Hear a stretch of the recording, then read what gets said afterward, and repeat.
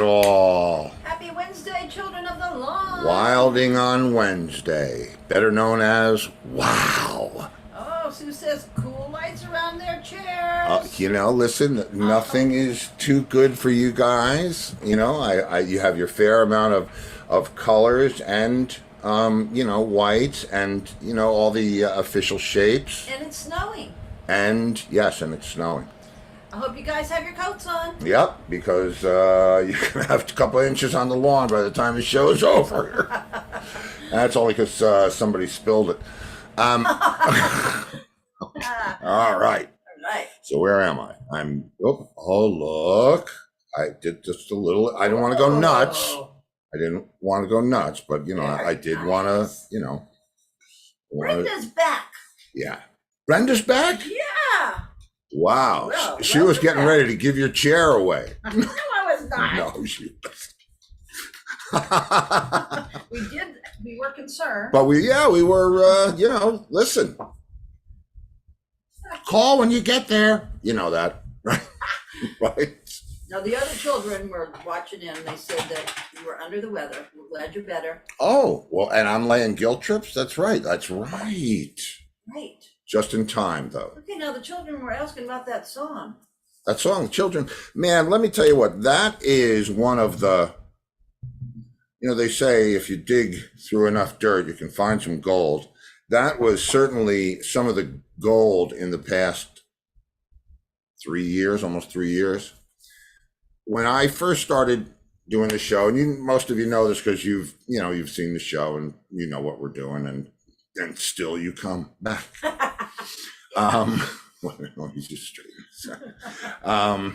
Still you come back. Bull's back. All right, I'm just going to do this. So anyway, you remember in the beginning we were doing Pass the Peas, and it's interesting how it goes when you do music with new people, different people. Some people respond to it, some people don't. Some people are super creative. Some people are just, it's interesting. And not having come from, not come from a session guy background, it's interesting to see how different people respond to different musical situations. So in the case of that particular record, that was Booker, right? We all know Booker from Friday nights and certainly all the live performances with Corey Glover and so on. And Booker was one of the first people that I sent a track to. I think I sent one to Angus. In fact, I'm sure I did before. I have that as well. But Booker, what he sent me back, it was supposed to kind of go around in a circle. I give it to you, you give it to them, like a game of telephone. By the time it gets back to me, I get to hear what everybody contributed. And so, Booker sent me his part back. And his part was so good that I had to replay my part to it. We were all doing it. There's what they call cutting to a grid. So we're all locked, to the same beat. There's a tempo going through it. In this case, it's some percussion stuff. But then Booker said, I got to send it to my friend Ron. He's going to kill this keyboard player. And Ron sent back multiple tracks, like 6 stereo tracks of 6 different keyboards. And if you listen to the thing, there's all kinds of stuff going on in there. There's a B3, certainly a piano and a harpsichord. And, can't call out his patches, but needless to say. Ron knows his shit. Yeah. And I have never even spoken a word ever in this world to Ron. Now, to me, that's alien, because if you're a player and I'm playing with you, half of what makes us play well together is that relationship. I gotta know you're crazy too. Or that you don't, maybe you need to be crazy one. That, that's also doable.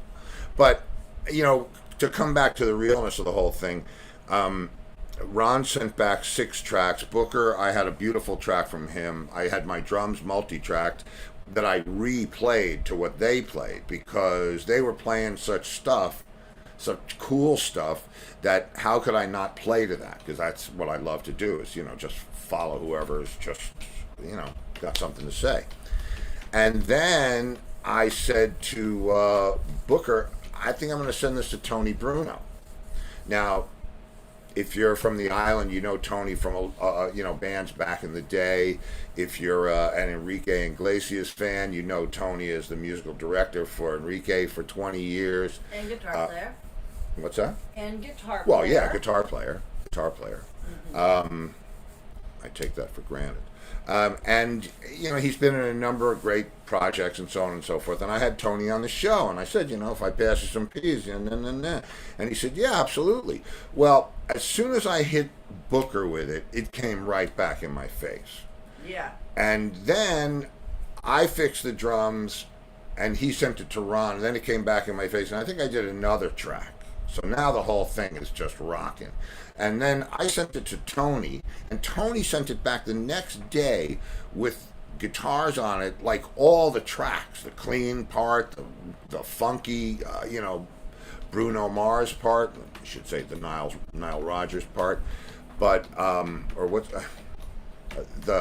anyway, it's, that's a testament to the power of music and our ability to play. I've never been first of all, I haven't been in the same room with any of those guys, Ron and Booker, ever. I've never even talked to Ron or seen him. I don't know what he looks like. I know what he sounds like. Mm-hmm. And Tony, I don't think I've been in the same room with Tony for decades, since maybe the 80s or something like that. Yep. But it's still that family thing, that Long Island music scene, and that's the result of it. So that was the idea behind Pass the Peas. So anyway, so that's what that is. We're wilding, right? I mean, we're wilding. It's Wednesday. All right. I really wish I could have a camera on her face for this next song, so you'll just have to imagine it. Maybe I'll make the faces too, but this is... Wait. Gail said if you look at the wreath, at that bow quickly, it could be you in a red onesie. I don't know what she's smoking, but... I'll put some little feet on there tomorrow. Well, don't think I won't. It could be a little foot. Don't think I won't, bitches. Okay, so let's see the faces I make. I know this song. What song? This first song. Okay, you do here? Yeah, right. This will be Rat Race Choir doing I Shall Be Released.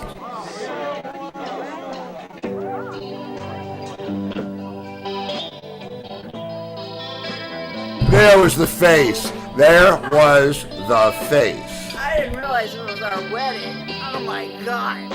And this is our wedding song, I Shall Be Released. Yeah, not. Oh, man. Two awkward ships in the night. She's saying, let me out of here. I've got to get out of here. I don't want to dance. Told you I wasn't going to dance. Why? Because you make me dance. And the long intro's got to be killing her. She said, do we have to stay here for a little bit? There are people watching me dance. Oh, God. This is one of the funniest things ever. Oh, there's Goober. That would be Chris Peck. Yeah, Chris. The original singer for Rat Race Choir. Coming in to sing. It was his house. Oh, there he is. He's going to sing. This would be interesting.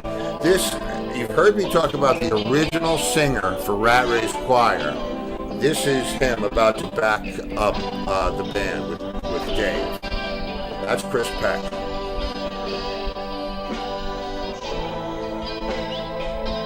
And just like before, there's Neil. So now I know that we're in gear.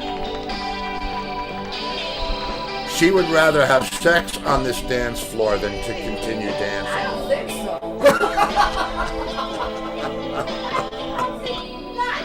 Oh, God. You know, it's One person on drums is Chris Catalano. yeah. He's a very good friend of ours. He was a drummer, and he was in a band with Steve Stevens. Right. If you've seen the episode with Steve, that's who. Oh, good. You're off the hook, kid. That's the guy who took Steve Stevens to see Rat Race for the first time. That's right. And he's a They were great in a band friend. called One Hand Clap. Yeah. And Chris, you know, Chris was a great guy. he was a great guy. He was the one when I was in that fateful night in July. When I was unable to make my gig and wound up in the hospital, he was the one who brought Lori back and forth Yep. to the hospital. That's right. Oh, Keith Crane. Hey, Keith. Keith in the He house. said he loves it. Us dancing. Yeah, right. No. Oh, yeah. This is like I feel like I'm on Dean Martin's roast or something. But anyway, so yeah, that was quite a day. What's next on the hit parade, honey? The magician joke. Oh, you know, Wilding. we're wilding, and I don't care how many times you see something. If it's infectious laughter, I know that I will be crying by the end of this, and I cannot explain it. I don't try to explain it. I don't care to explain it, but so see, I want, honestly, if you get infected with this particular thing, because I'll be crying by the end of it. So anyway, this is God. All right, then you can go back to what you're You had a doing. good week then. So you're ready for the magician joke? Yes, go ahead. I'm ready. Okay. Magician is up on stage, and he's just about to finish his act, and he's going to do his last trick, and he says, I'd like a volunteer from the audience. And he says, I'd like somebody, a big man if possible, and everybody's pointing at this guy, and the guy doesn't really want to get up, but the guy, come on, sir, please, help me out with this, help me out. Big guy, right, on 6'4", like Booker's size, 6'6", monster of a guy.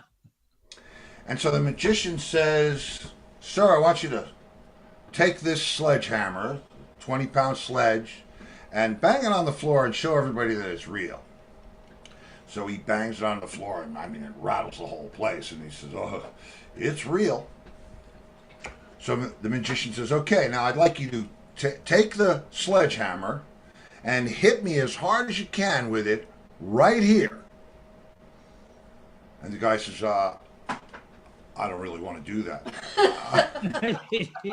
I'm not really comfortable doing that. And the magician goes, it's a trick. It's a trick. So the guy says, okay. And he swings the sledgehammer back, and he comes through, and this guy's head explodes, right? The magician just crumbles right down on the stage. And the guy with the sledgehammer he's like losing his mind, right? I can't believe that I just did this. And they take the magician out, and they put him in the ambulance, and the guy's all worried and upset. That nobody's giving him a hard time, but he follows the ambulance all the way. Follows the ambulance all the way to the hospital, and he's waiting in the waiting room for like 15 hours, right? And he keeps asking, can I see him? Is he all right?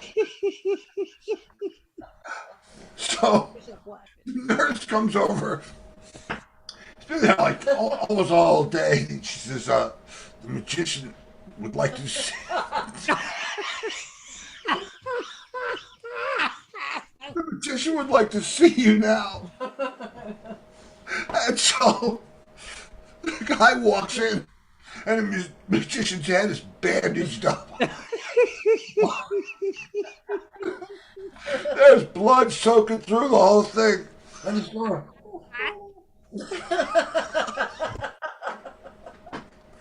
and the guy says, I can't understand you. I can't understand what you're saying. I have to put my head down. And he puts his head right down by the bandages. And the magician goes, ta-da!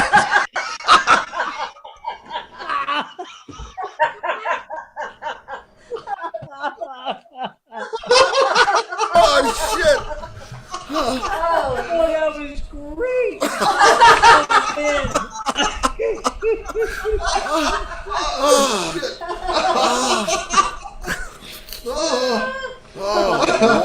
It's like, what are you laughing at? Oh man. Shoot, That is, man. that is funny. It's. That was some contagious laughter. Oh my God, I'm crying again. Anyway, let's see. You are. You're crying again. I am. I'm crying again. How about a Christmas Because commercial? we're wilding. We are wilding. Here you go. Yes.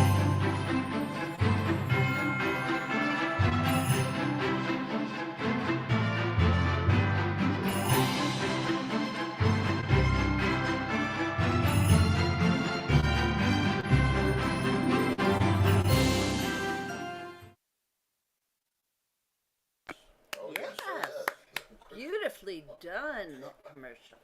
Oh, that's our crack art department. Yep, that's right. Crack.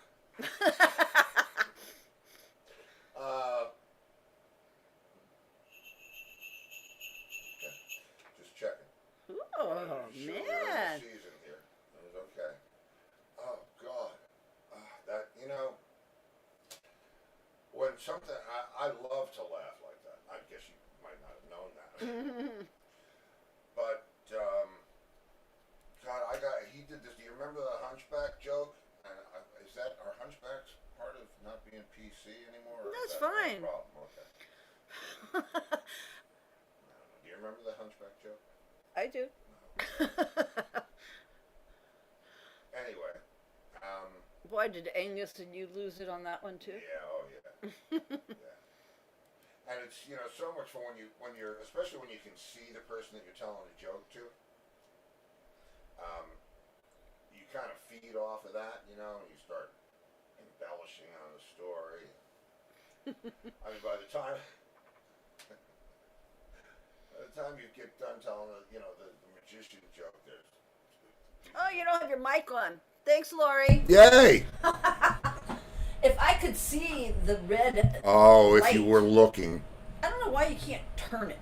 Are you here? I mean, there you go. Thank you, Lori. Thank you, Lori. You rat! So, I need my mic. I really do. It's a problem if I don't have the mic. Okay, so, all right, what's next on the hit parade there, Sparkplug? Angus's birthday, but it's not Angus's birthday. Oh, God, but this is another one of those things. I see this, it just makes me laugh. I was just looking for crazy shit to play for you because it's that time of year when you play crazy shit. Well, it's that time of week. And it's not Angus's birthday. It's also not Christmas, right? Yet. But it's not Angus's birthday. But I just found this in my, going through the bin, my end of the year bin. And this was a from. garbage can? Yeah, garbage can. And this is the. This is from Angus' birthday party. Okay, I don't even remember Angus's birthday party. You will. Oh, I remember this. Oh, shit. Happy birthday to you.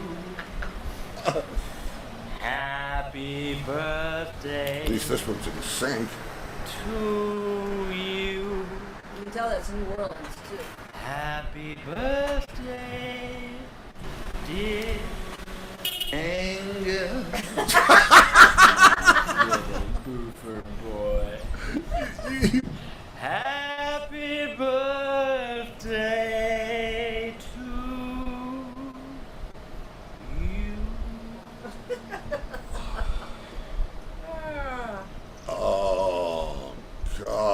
and there's Angus. Yeah. So you see, we're wilding. I mean, that's really, we're just. Crazy on Wednesday, people.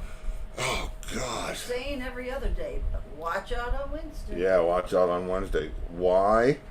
We're not really sure. It just Because kind you of. need it on Wednesday.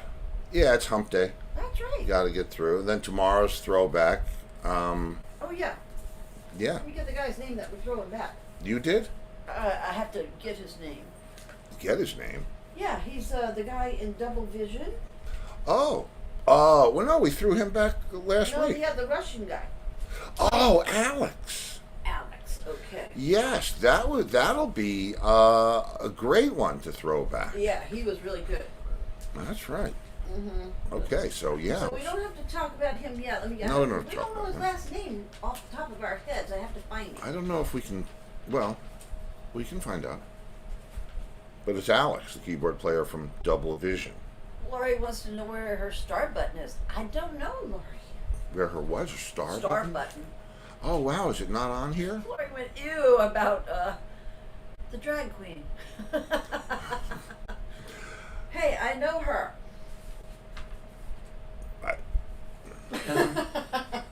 Steve has nothing to say to that. I do have nothing to say to that. Not one little thing do I have to say to that. Yeah, when I was a teenager, I used to hang out in the French Quarter, and my best friend's cousin was a bartender at one of the gay bars, and we were underage, so we got to go in the gay bar where he worked. So we had lots of fun without anybody hitting on us. Duh. Duh. Oh, Huh? well, yeah, listen, you had something watching over you. Crazy. Well, What? nobody's Well, gonna do anything to you in a gay bar. To a no, girl. I didn't. And her cousin was the bartender. Well, that's a beautiful thing, Mm-hmm. then, I suppose, isn't it? Is that where you were coming home from when you hit the car twice? No, that was in Slidell. Oh, Second Silly story. me. That was second story. second store. Oh, so only a couple of miles from home. Yeah, and I And you lived managed to next hit a car twice? I lived next to Pat's house in Oh, that apartment. not Pat. So that was after Felix. and I not Pat broke up. Romano. No, I was of age then. Of age. Mm-hmm. What, to hit cars? No, I had drink kamikazes. All right. Well, anyway, I just thought, it was a good Christmassy kind of story. No one was hurt. No one was hurt. Man, I'll tell you what, at Christmas, this time of year, not since we're down here, but back in New York when it was cold and Christmassy and all that, it always, it always reminded me of that Christmas Eve horror ride with Larry and our roadie Bobby. Christmas Eve, I don't even remember what year it was. I was 17, so what year could it have been? I don't even know. Oh, you got to do the math, bud. No, I'm not doing that. Okay. My girlfriend had rented me, well, she didn't rent it for me. We had played a gig, the band had played a gig, and we had a U-Haul van, Ford Econoline, orange and white, beautiful structure. And my girlfriend said, I'll let them keep it for another week. And so I got to drive around like a car. All right. And anyway, every time I think of New York, I think of that horror story, trying to run away from the cops on snowy roads because I had a junior operator's license on Christmas Eve. Right. Wound up in jail, wound up in court. Had to cut his hair. Had to cut my frickin' hair. We're getting ready to go out to the Hamptons already. It's summer. We're still doing this crap. Quite a story. But that's what, Well, how does the story end for those that haven't heard it? Oh, you can't just tell them part of it. Well, then you need to tell the story, I think. The whole story? Oh, all right. I'm 17 years old. Do you really want to do the math there, producer? Oh, okay. 17 years old, so I would have been the other side of. I just do 1952 plus 17, right? I guess, yeah. Okay. What do you got? 1969. Okay, so 69. And I'm driving along in this U-Haul van with Larry, the keyboard player, and Bobby, our roadie. And this was back when, if you remember, the old vans used to have the motor in between the seats, and you could actually, if you were crazy enough, you could sit on there and have 3 people in a row. And so that's what we were doing. And we had a mattress, just to, so that we had something to sit on or hang when we were hanging out. We could sit down on the mattress. And I never even thought of what happened to the U-Haul van. Or the mattress. Mattress. What do you do with the mattress? No, but I never thought about that. Okay, so anyway, so it's 8:30, 9 o'clock at night, Christmas Eve. We have no drugs, no nothing, and we're just driving around aimlessly in a snowstorm on Christmas Eve. Nobody's out, nothing's open, and all of a sudden I pick up a White Plains cop behind me, and I'm thinking, because I got a junior operator's license, I don't want to get, a ticket on Christmas Eve. So we're driving down Mamaroneck Avenue, heading towards Mamaroneck, and I decide, I'm gonna turn off this road because I don't want this guy's really making me nervous. Right? And I turn into a residential area, a short block, right, and then I make a right, so I'm on the other side of the houses, and the cop can't see me, right? He knows I turned, but now I haul ass down this street, make another right turn, come up to the highway, to the main road again, cross over it into another residential area, pursued by said cop with lights blaring and sirens wailing. And so I'm freaking. I'm on major freak out, and the van's going all over the place. Nobody's wearing seat belts. Bobby's not even sitting in a real seat. He's on the motor, the compartment, and I don't know where we are, and I'm flying along, and I can see this guy's lights flashing off the snow, around. It's like he's on the other side of a hill. I'm going up a hill. He's coming. There's nowhere to even go, right? There's no place. I don't know where I am, so I have no idea whether there's a turn coming or not. So all of a sudden, I go over the hill, and I can't see the cop. He's on the other side of the hill. And I get the brilliant idea to turn into somebody's driveway at 35 or 40 miles an hour. No. Pinwheel down the hill, right? Wind up this far away from a telephone pole, facing the other way. By the time the cop comes over the hill, I'm facing the other way. Oh, force field. I'm facing the other way, and I just take off back up the hill, and I'm thinking, wow, this is great, right? Because he just went right. He wasn't even going to try to stop, right? He just goes sailing by me, and I figure, well, okay, that's that. All I got to do is get out of here, go home, and I'm home free. And so we get back up to the top of the neighborhood, where it's just about to dump out onto the main road, and I said, left or right, left or right? And Larry goes, left. And I turn left, and there is a frickin' roadblock. Like all blue and White Plains police cars, bubblegum machines lighting up, and just cops with guns, and just insane. And they rip open the doors, and they pull us out of the van. They slam me up against my side, and I can hear them with the other guys, Bobby and Larry, on the other side of the van. And they're looking. Force field. What? Force field. Oh, force field. and so there had to be, I don't know, 10 cops there. Lots of cars, 6 cars. It was insane, right? Like a movie. And they go through the van, and you can hear the guy say, it's clean, or there's nothing in it. I didn't find anything. There's nothing in there. There's nothing to find. And so the cop says, what were you doing? Why were you running away from that officer? I said, I have a junior operator's license. And I didn't want to get in trouble.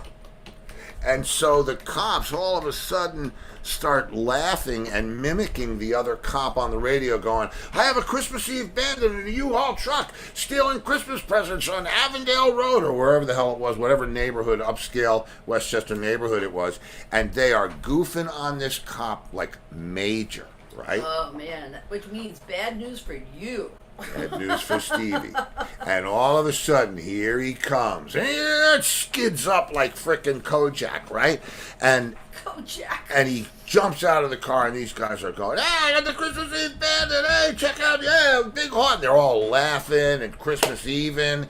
And this guy, he hit me with so many charges that I should have been a battery. It was... And he didn't even do anything wrong. Well, except that's drive without... It's not entirely true, you know. But I was arrested and taken to jail, and Was this that your guy. First arrest? What? Yeah, I think so. Yeah. And yeah, but okay. So it was the night before Christmas, and so he arrests me, and I go downtown, and they put me in a cell, and they call my mother. With other people in it? No, there was nobody in it. There was, I guess, because I was underage, they couldn't really risk doing that. Yes, that's what they did to me and my friends. So I went in the bad kids cell. And so I'm in there for I don't even know how long. My mother comes down, right? And I mean, you might as it's like, where's Joan Crawford should have played this role. And so she comes in, oh, what happened, and this and that, and I'm making up, I'm tap dancing like frickin' Gene Kelly. And I said, oh, I don't know. I didn't know. He went right by us. I didn't think he was after us. And now he's mad because the guys are making fun of him. Anyway, so now I have to go to court, right? New Year, January, whatever it is. It's frickin' freezing cold.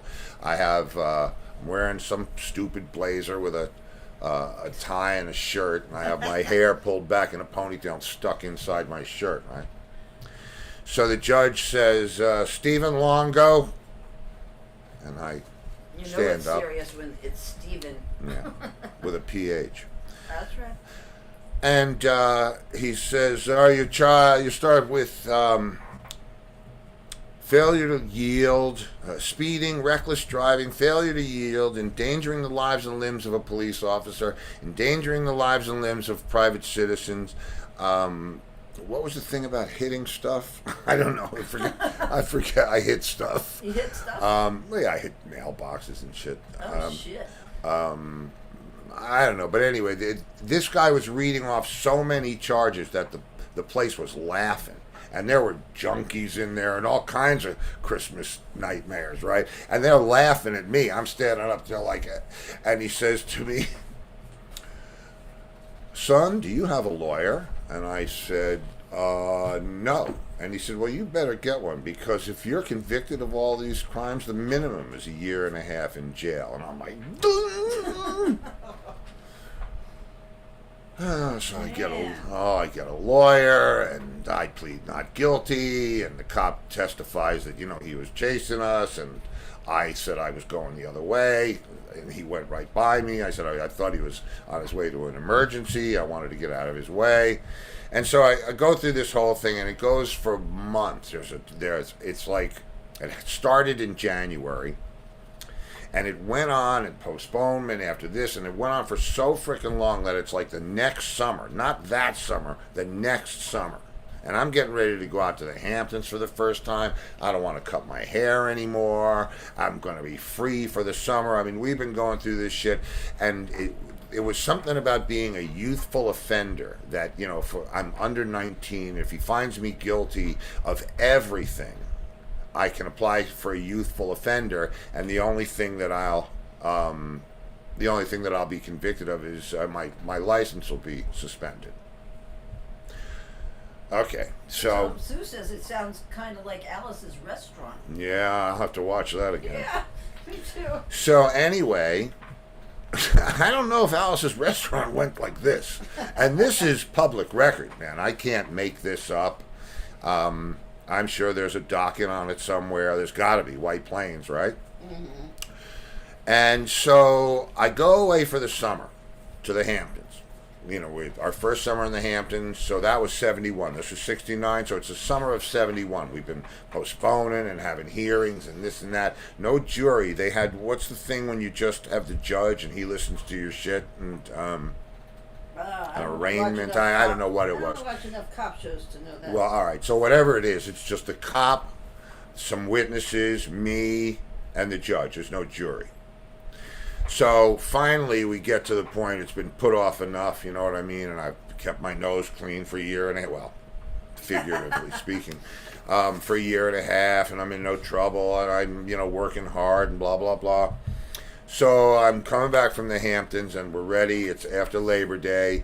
We're ready to to have the court date, because we had the little trial thing where all the everybody lies. And he was so confused because I said to him, I said, look, I was out. Where everybody lies? Yeah, where everybody. Aren't you under oath? Well, yeah. Everybody lies?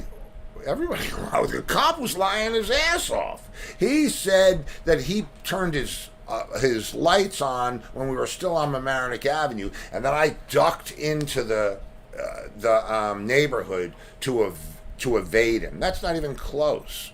I made a left turn and a right turn and was hidden by the row of houses before he could even know where I was. Right. Which And was you- halfway didn't down. you- What? Is this where you represented yourself? No, no, that was on Long Island. Oh. That was racing that hot rod Chevy on 495. That was another incident. I can tell that story some other time. So anyway, we go through the trial. The cop's lying. I'm blowing the seat, doing this like he was on my tail the whole time. I say, I'm just driving around. I'm a bored kid, 17 years old. No girlfriend, no anything. I got my two friends. We're driving around. In a band, and I have this truck, and that's what I got. And so the judge is perplexed because think about it. If I was on the other side of the hill, oh look. If I was on the other side of the hill, if I was over here and the cop was over here, and I spun around down like this, and now I'm facing this way, and the cop comes over and goes right by me, I figure, not after me, because he would have stopped. Right. At 40 miles an hour on an icy road. So, or whatever it was. Felt like 100 miles an hour. And then, the cops, they interviewed the cops. When I pulled up, how long was it, after I pulled up till the cop pulled up behind me? Right? Yeah. Ask that question. No, okay. What? 4 minutes? What were you doing? Casing the rest of the neighborhood? No. So the judge... So the judge says, I'm going to reserve decision on this case. Nice, Judge. Which means I'm not telling you. All right, I got to think about it. And I'm Well, it's better than him saying guilty.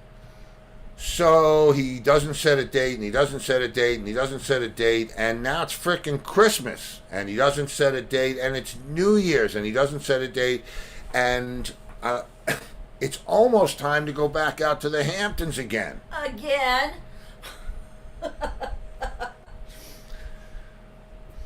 And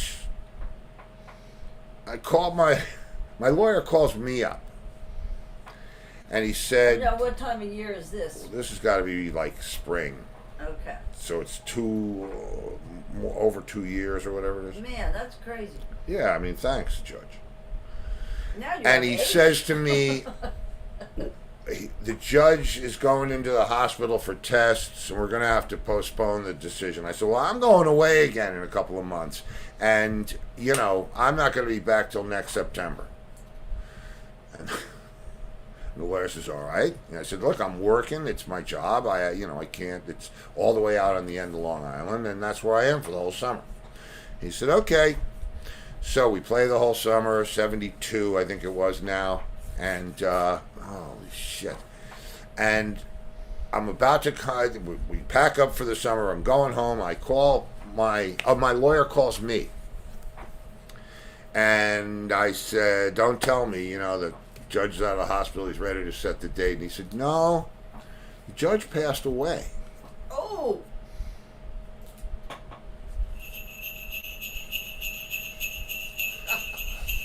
To which I replied, "What now?" And he said, "Well, they have to throw the case out because he had it in reserve decision or whatever it was, and his once he passed, his records were sealed, so nobody can do that, and they can't try you again." So I didn't even lose my license. Whoa! Very good story with Thank a you. good ending, except for the judge dying. Well, he was going to die anyway. It might as well have been while he could do me a solid, right? I mean, Now, come on. Lori had a little run-in when she was 17. Uh-oh. She was able to claim youthful offender Yeah, youthful offender. after buying a six-pack at age 17. You can only do this at those certain ages. Yeah, if you're under 19, youthful offender. That's what I thought. Believe me, that was what was going to save my ass, supposedly. And they're all laughing at Alice's restaurant, so it must be something yeah, like that. I'll have to We're gonna watch. have to check that out again. I Yeah. haven't seen that since the 70s. Well, listen now. Listen, Roku.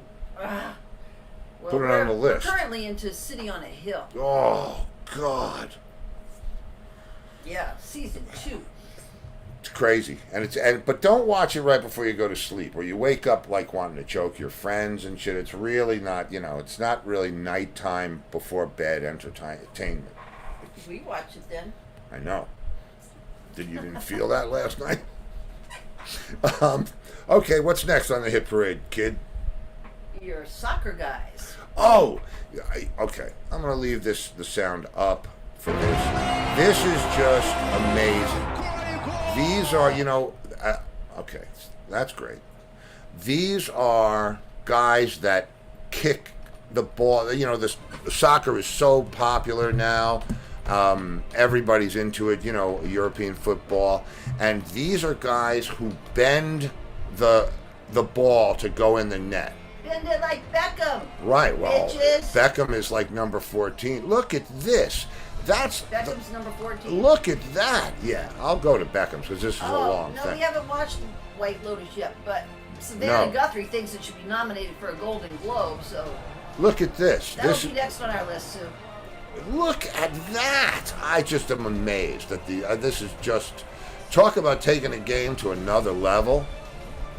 And it was, that's I'm sure you've heard the Bend It Like Beckham. Yeah. They're not talking about I'm not sure what they're talking about, but I'll show you Beckham's. I'll show you Beckham's. This is Beckham's, I think, coming up. Not that one. Watch this ball curve. That's insane. Okay, here we go. Huh? Let's see. I think this is it. No. Oh, this guy's no. Look at that. What? Before he went out of bounds and he managed to turn it in. Boom. Oops. Oh, wow. Here you go. Come on, Dave. Maybe he's number 12. Yeah, no, he's number 12. That's just... I tell you what, I'm not a sport. I don't... But you cannot deny the gifts these guys have. That's just... Look at that. That's what... Here comes Dave. Hi, Dave.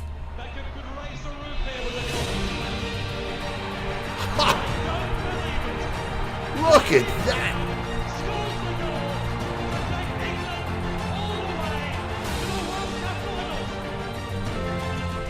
Bend it like Beckham. I just, I thought that was an interesting thing. I wanted, I had it for Amazing Monday or whatever that crazy shit is we do with Angus. But I never got to it, and I wanted you to see it because they can. Huh. Yeah. Very cool. Yeah, it was very cool. Yeah. I love that kind of. I love excellence anywhere. It's just Well, I those love guys are it. excellent at what they do. wow. Well, the thing that's so cool about it is they're changing the game. I don't know if anybody. I'd have to watch Pele, go back to those days to see if they were. But Well, they're all changing the game. Look at basketball now. it's crazy. Yeah. Yeah, how remember when they started trapping the ball on the backboard? Yeah. Oh, Sue says the Saturday Night Live holiday show is on tonight at 8. Oh, well, we'll have to get out on time. Perhaps we should move along to our next video, sweetheart. Okay. What is it? It's the John Entwistle Band. Oh. Playing horror rock and the real me. Oh, yes. Well, I did an interview the other day, and these songs came up in the interview, and he was talking about how cool it must have been to play the real me with the real him, which was real fun.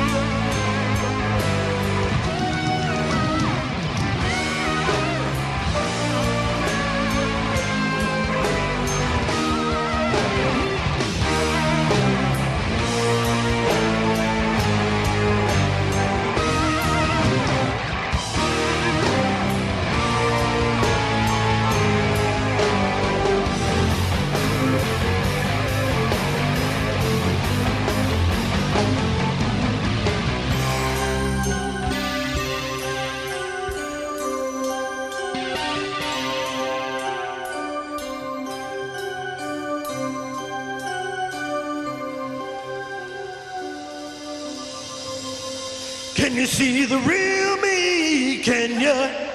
Can you?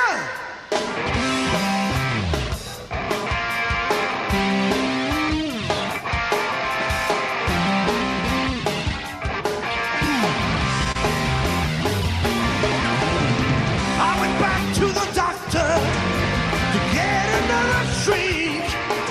Said he ain't telling about my weekend, 'cause it never could change what it thinks. Can you see the real me, doctor? Doctor! Can you see the real me, doctor? Oh, yeah!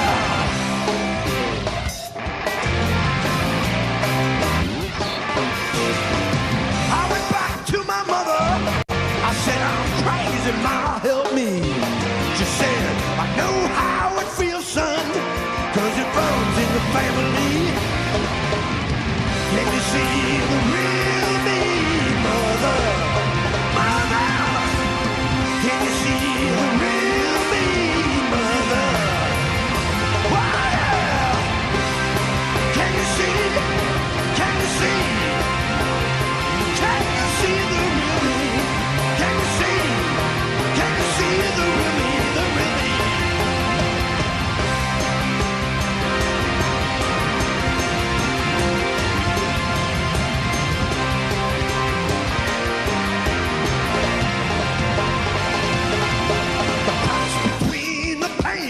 stones like rivers that flow in vain.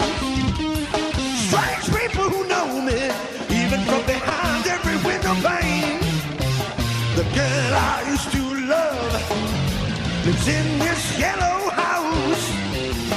Yesterday she passed me by, she doesn't wanna know me now. Can you see the real me? Can you? Can you? Can you see the real me? Can you? Oh, yeah. Can you see? Can you see? Can you see the real me? Can you see? Can you see the real me? The real me?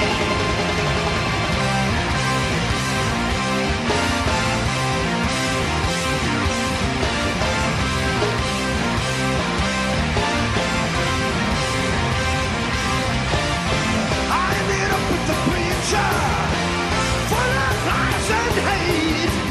I seemed to scare him a little, so he showed me to the golden gate.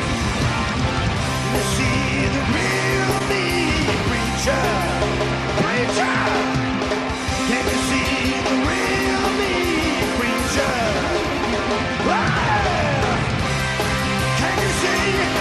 Can you see? Can you see the real me? Can you see? Can you see the real me?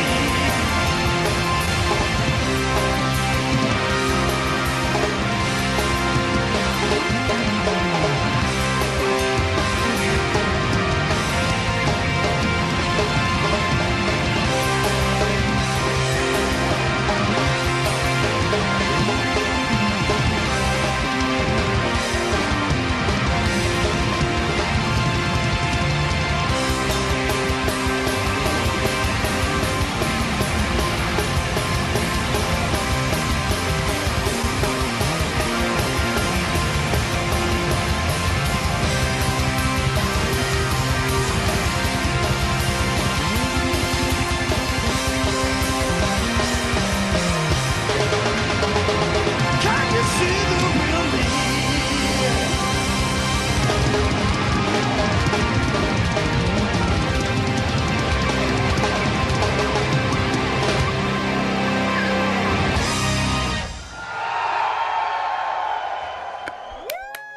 Woohoo! That's right. What? What? Oh, they're saying that John makes it look so easy. Oh. I mean, I'll tell you what.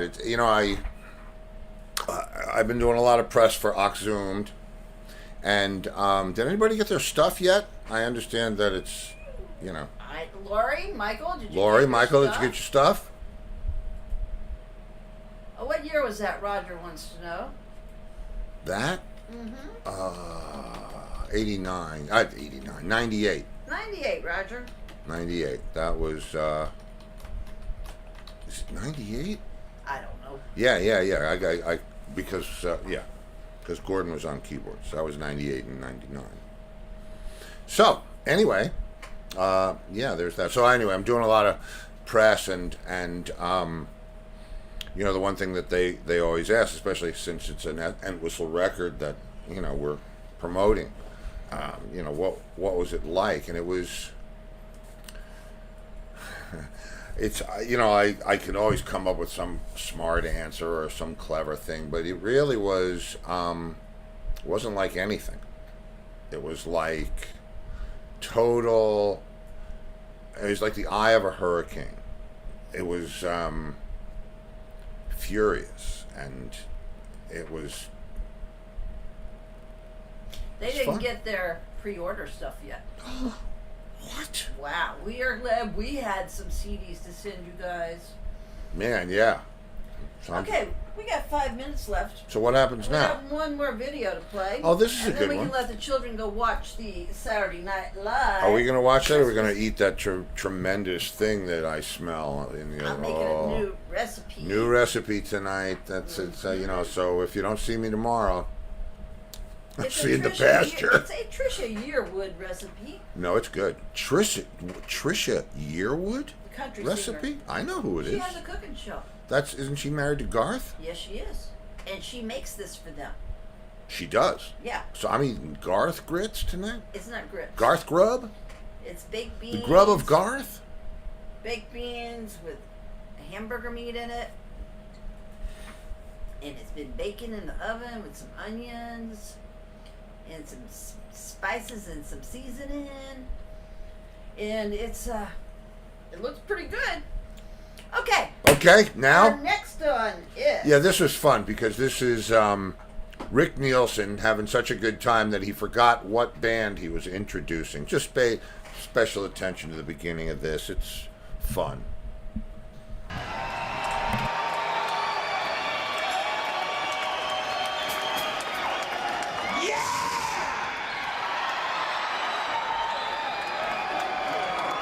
Just in case you're not sure, this is Fort Myers, Florida, and we are fucking having a good time.